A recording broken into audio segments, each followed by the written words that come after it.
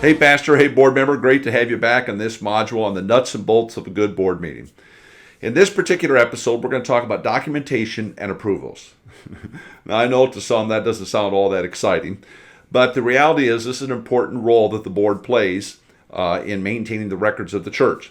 Now in the last video, we talked about the four components of doing successful board meetings. We talked about prayer, information, discussion, and action. And frankly, when a pastor and board are following these processes, which will frequently take a period of some weeks and months to do, so you're not doing them all in one setting, you're going to see a streamlining of decision making that's going to set the stage for great things at the church. Now, specifically in this episode, we want to talk about documentation and we want to talk about approvals. We'll cover the key things that you need to consider for your documents, and we're going to talk through the approval process and how it should happen at the church. So, ready to go? Number one, here are the primary documents for you to have in place. First, you maintain the minutes of all meetings. I'm not suggesting at all that minutes, in fact, I would say minutes should not be he said, she said, Bob said this about XYZ ministry, and then Bill weighed in on that about XYZ. No, you're recording the fact that you've discussed something. You're recording the fact that an action was taken, and that's the extent of your minutes. You give them a little flesh, but you don't give them all the detail. But the church board does need to maintain minutes of your board meetings and minutes of your annual meetings. You need to establish and maintain board policies. So you probably have, or you should have, governing documents that say how the board should operate. You need to establish those and maintain those. You need to establish and maintain church policies.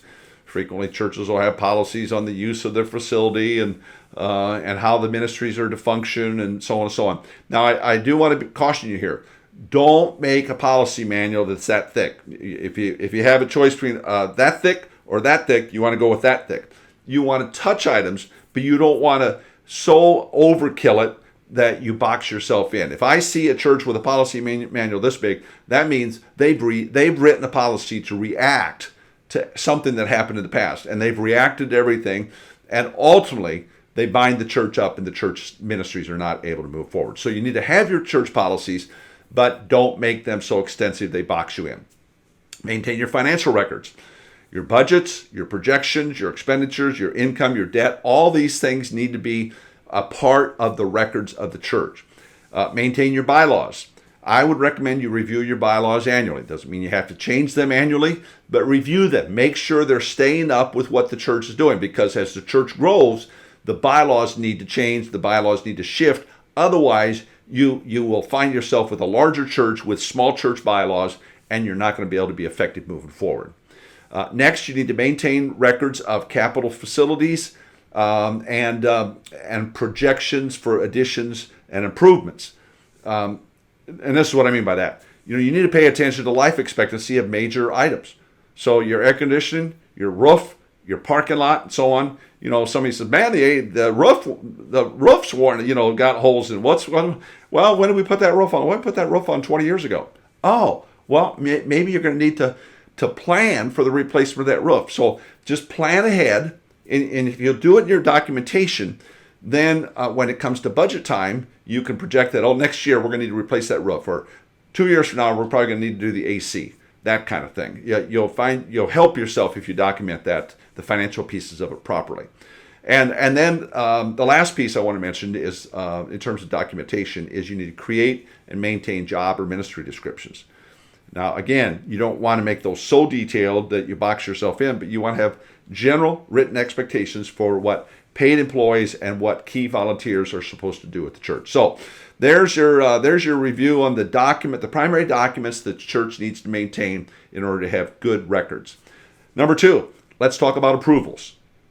Approvals always start from the lead pastor's office. The board responds to the request of the lead pastor and staff. Again, you go back, you're going to pray. The pastor should direct this. Prayer, information, discussion, and action. If you've done the pray, inform, discuss, and act sequence properly, you're going to have approval under your action items. So just do those things in order, and you'll see approvals happen that need to happen. Now, when it comes to budget, in the information and discussion section of this process, always include the expected financial implications of the expected approval. So you're expecting this to be approved, but what is it going to cost? It needs to be detailed out. Ministry implications.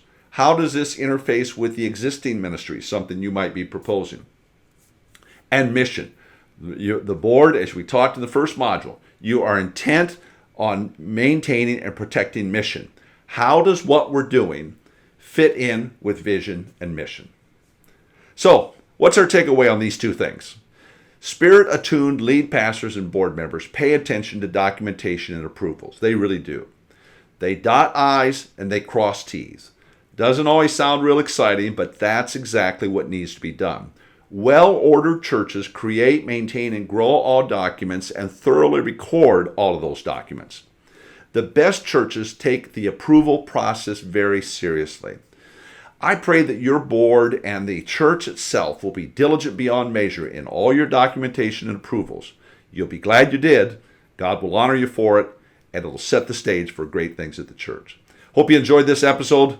Make it a great one today, and be blessed.